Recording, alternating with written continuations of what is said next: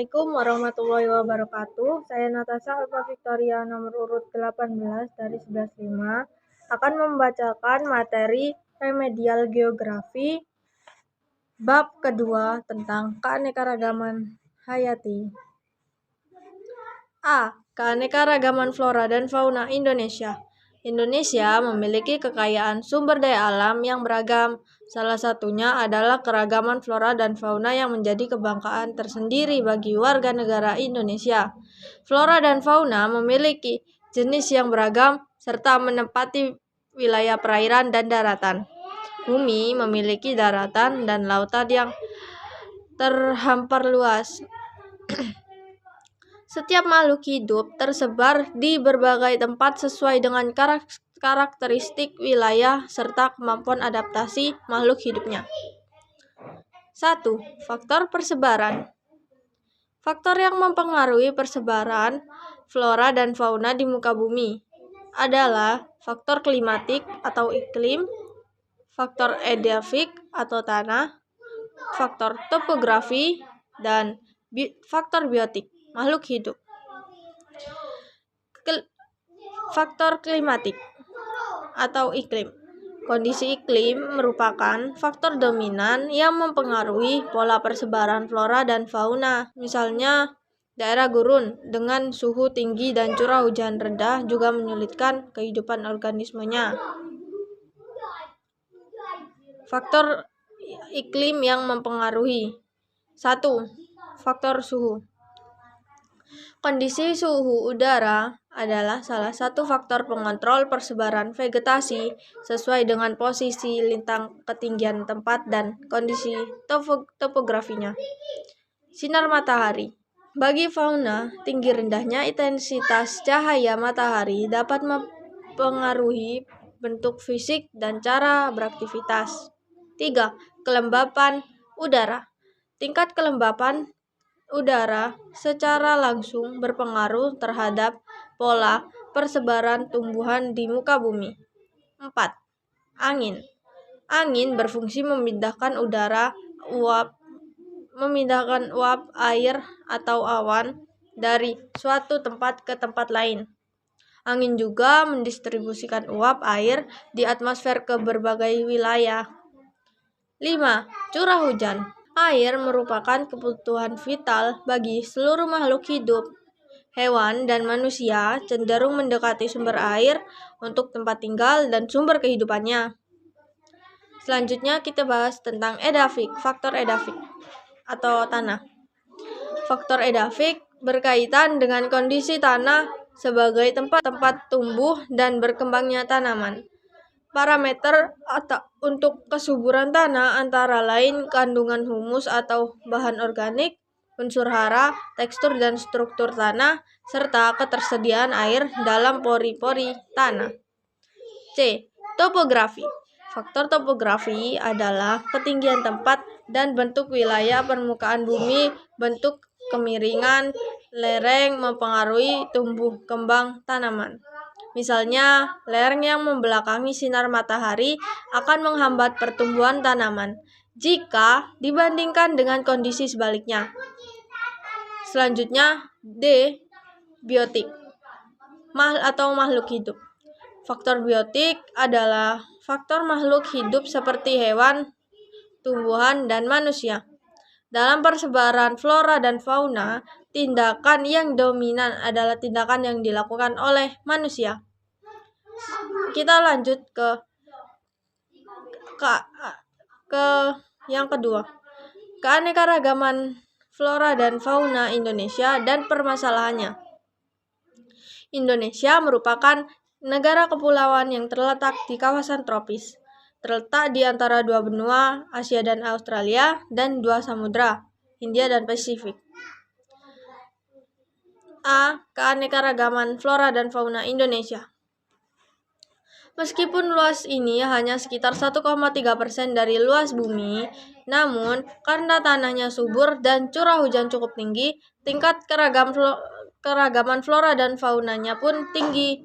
Fakta ini diperkuat dengan ditemukannya spesies tanaman baru di masa pandemi tahun 2020.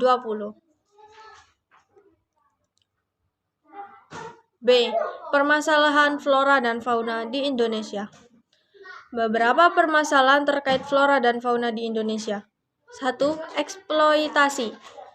Eksploitasi merupakan pengambilan sumber daya alam secara berlebihan, sehingga menjadi berkurang bahkan habis. 2. Kepunahan. Setelah flora dan fauna mengalami kelangkaan, dampak susulan yang mungkin terjadi adalah kepunahan. Beberapa jenis tanaman yang saat ini kritis dan akan habis antara lain pohon tengkawang dan ulin. Pohon yang saat ini langka dan terancam kepunahan yaitu harimau Sumatera.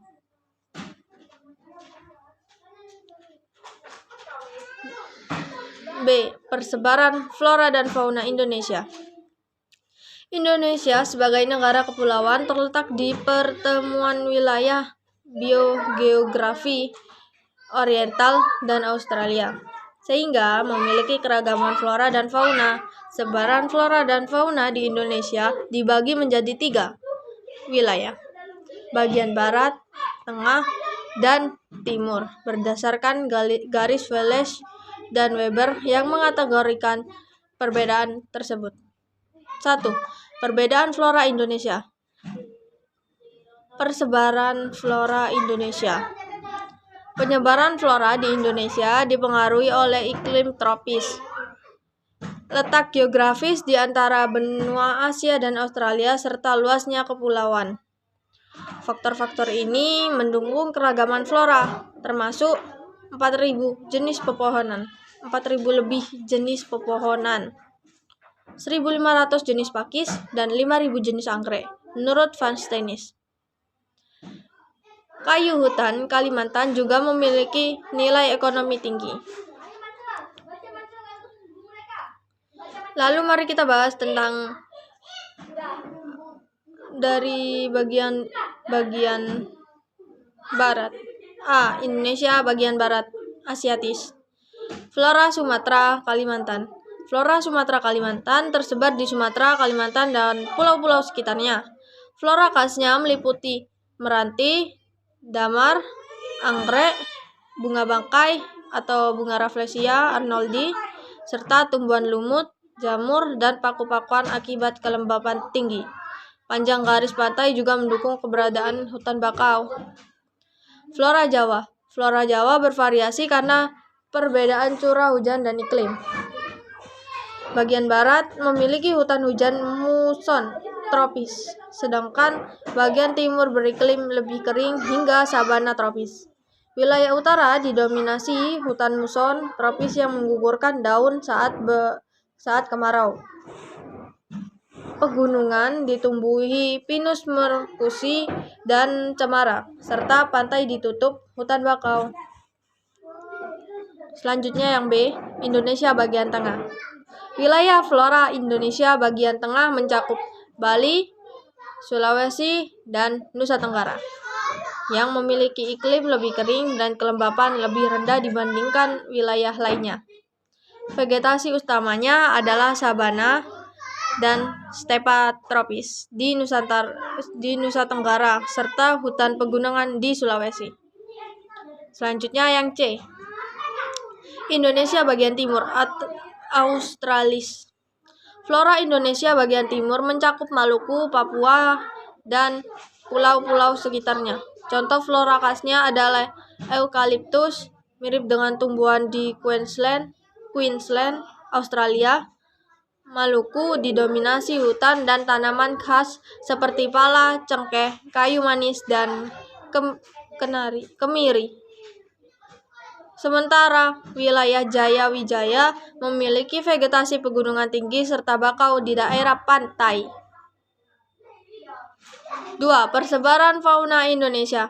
Persebaran fauna Indonesia dipengaruhi oleh faktor geografis, sejarah geologis, dan pergerakan hewan di alam bebas. Akibatnya, Indonesia memiliki keanekaragaman fauna yang terbagi dalam 3 wilayah, yaitu bagian barat, tengah, dan timur. Klasifikasi ini sesuai dengan pembagian persebaran fauna menurut garis Wallace dan Weber.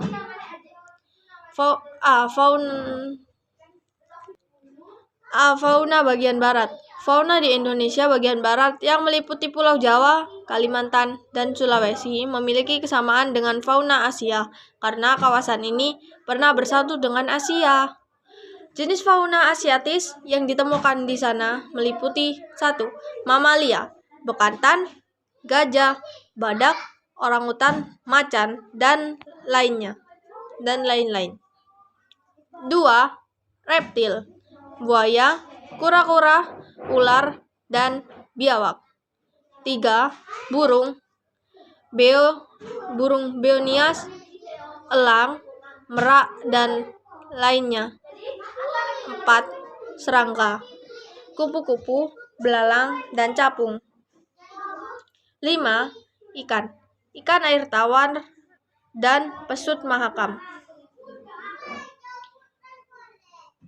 B. Bagian tengah. Indonesia bagian tengah.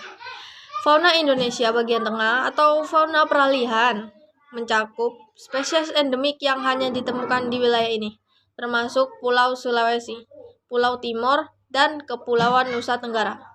Contoh fauna endemik di daerah ini antara lain adalah komodo di Pulau Komodo, babi rusa di Sulawesi, dan Maluku, anoa daratan di Sulawesi, dan burung maleo di Sulawesi dan Kepulauan Sangihe.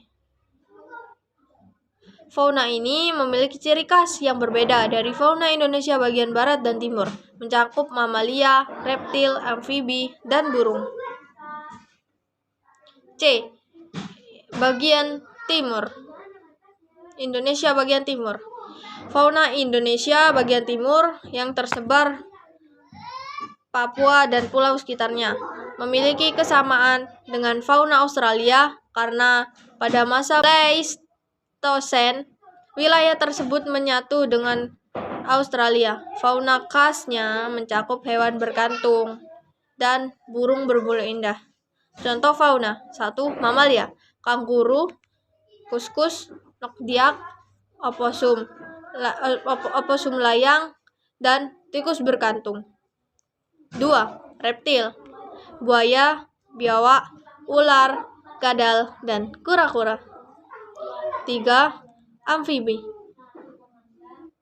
katak pohon, katak terbang, dan katak air. 4. Burung, cendrawasih, kasuari, nuri, kabare, dan kakak tua raja. Selanjutnya yang C, persebaran flora dan fauna dunia. Bioma adalah pengelompokan ekologi terbesar berdasarkan ciri formasi tumbuhan yang terbentuk karena perbedaan letak geografis dan kondisi iklim. Bioma mencakup habitat luas yang berbentuk dari interaksi unsur lingkungan seperti air, iklim, tanah, organisme, dan komunitas populasi yang mencirikan vegetasi wilayah tersebut. Bioma bersifat stabil kecuali terganggu oleh bencana, wabah, atau aktivitas manusia, serta terbentuk dan kumpulan ekosistem pada wilayah geografis atau iklim tertentu dengan cakupan yang luas. 1. Persebaran bioma dunia. Persebaran bioma dunia ditentukan oleh vegetasi dominan dalam wilayah luas dengan 3 parameter utama.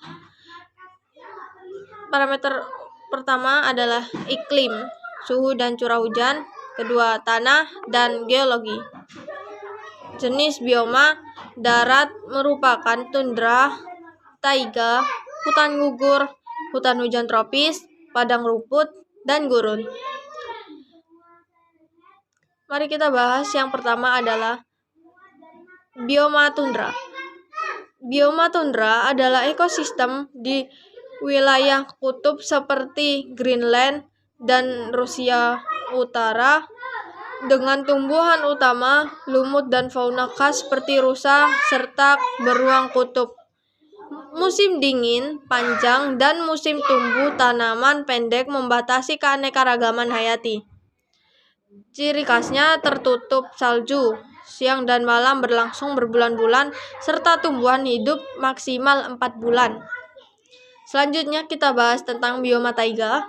Bioma taiga adalah ekosistem hutan khas wilayah dingin di belahan bumi utara seperti Siberia, Rusia, Kanada, dan Finlandia.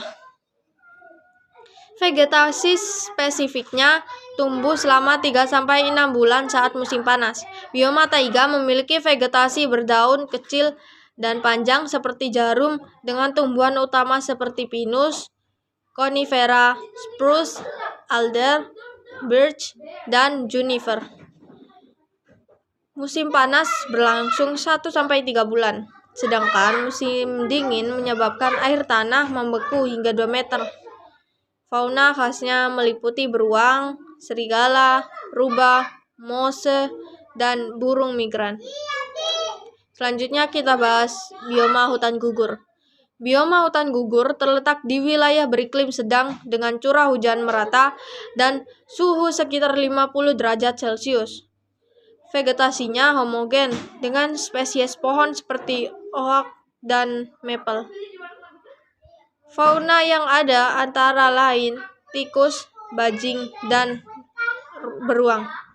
Ciri-cirinya meliputi curah hujan 750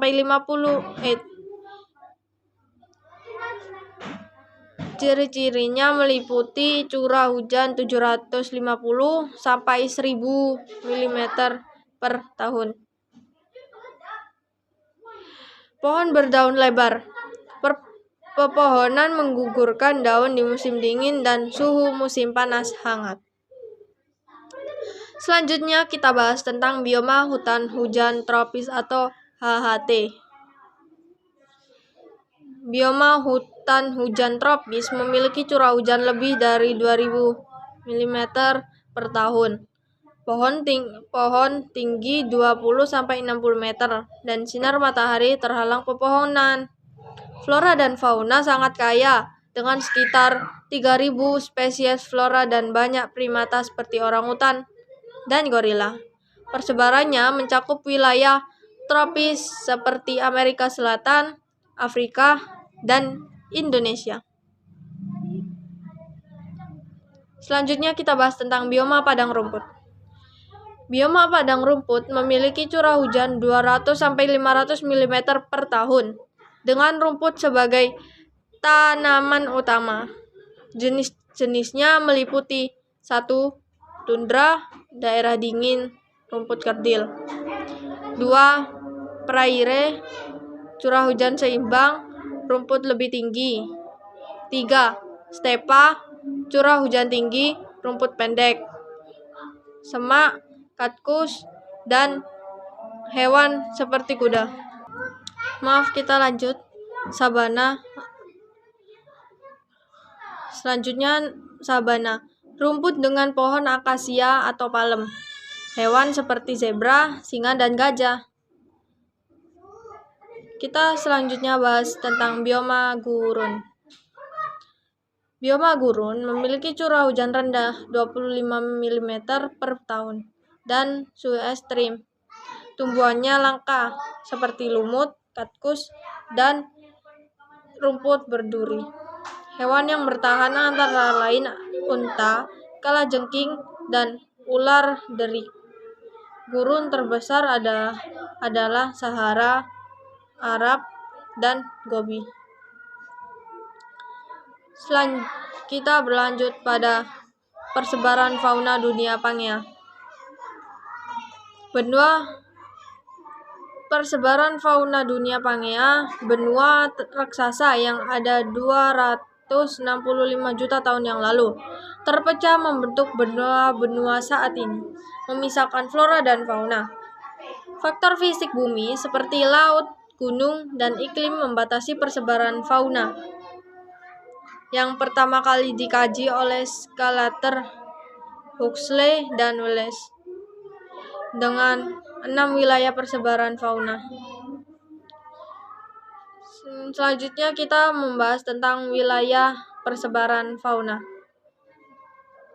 Wilayah pertama adalah wilayah Nearktik, meliputi Amerika Utara dan Greenland.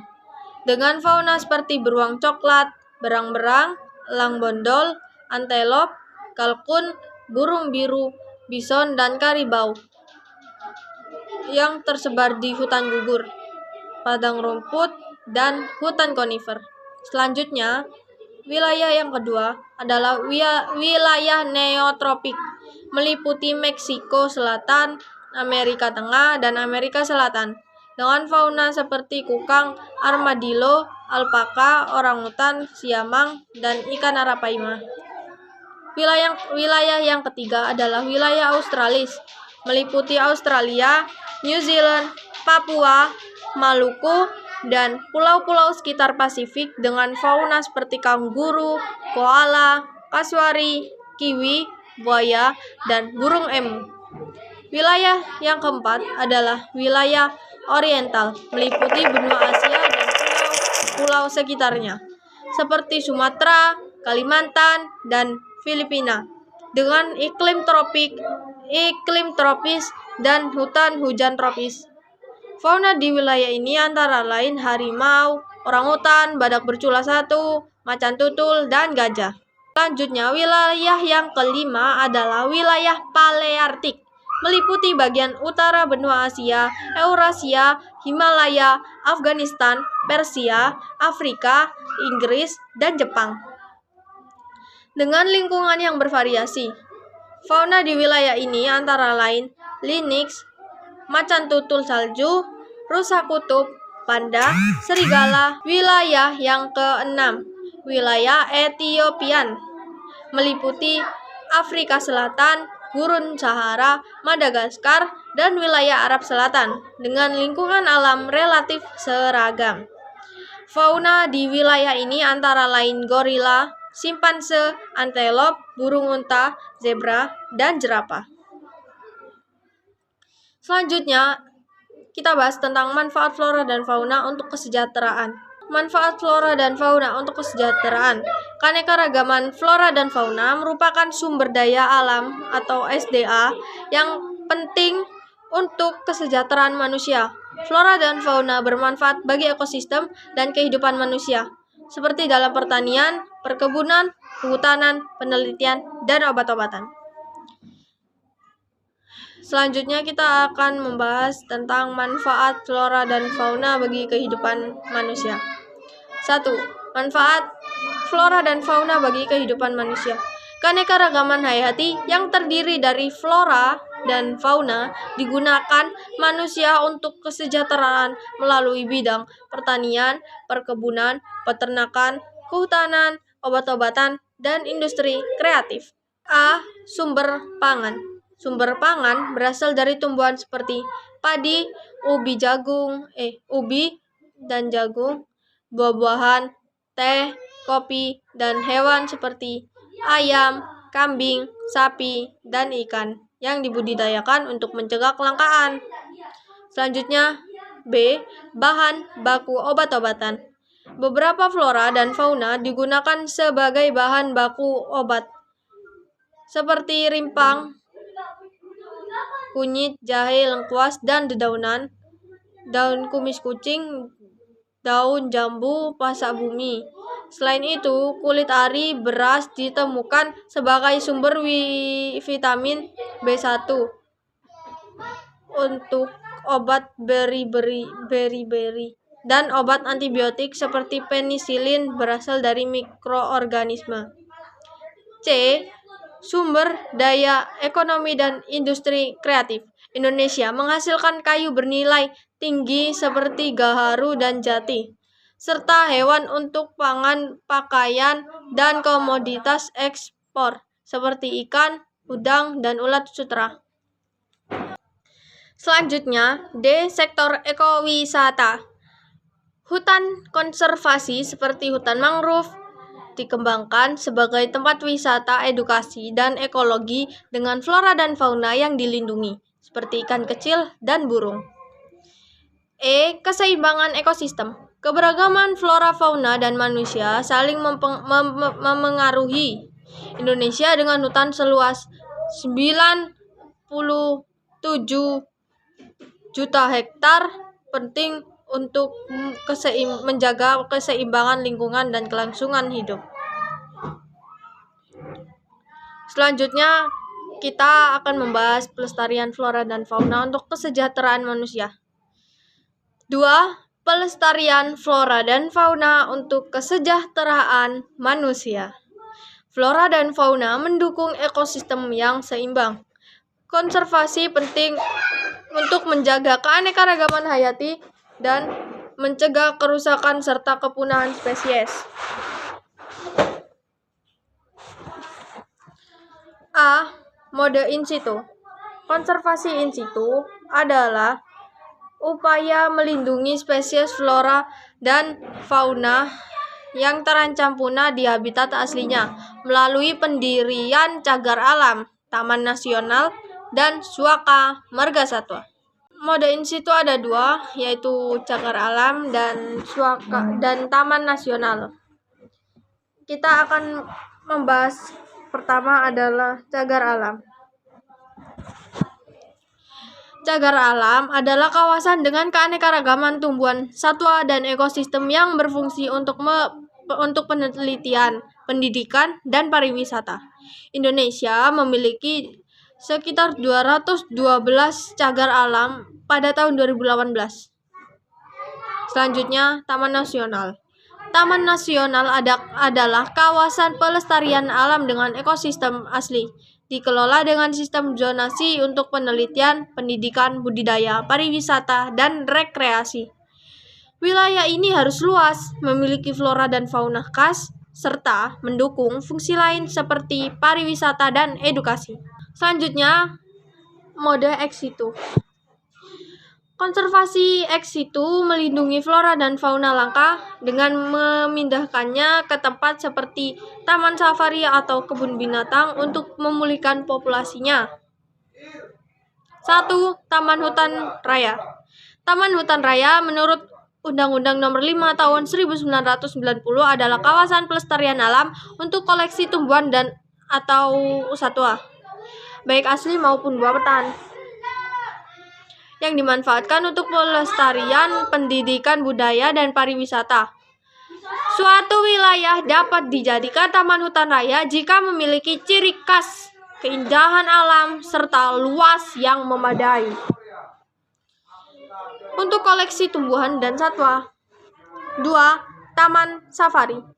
Taman safari adalah lingkungan buatan yang menyerupai habitat asli flora dan fauna, berfungsi sebagai wisata edukasi untuk pelestarian keanekaragaman hayati. 3. Kebun binatang. Kebun binatang melestarikan flora dan fauna, terutama satwa terancam punah, dalam lingkungan buatan yang menyerupai habitat aslinya, berfungsi sebagai sarana pendidikan, riset, dan konservasi. Kebun binatang dikelola oleh pemerintah atau swasta. Lalu, yang terakhir adalah 3. Keberhasilan pelestarian flora dan fauna. Pelestarian flora dan fauna di Indonesia didukung Undang-Undang Nomor 5 Tahun 1990 dan kesepakatan internasional seperti Agenda 21. Keberhasilannya bergantung pada aksi nyata, termasuk peran masyarakat adat melalui AKKM, yaitu areal konservasi berbasis kearifan lokal yang dilindungi negara. Sekian dari saya. Wassalamualaikum warahmatullahi wabarakatuh.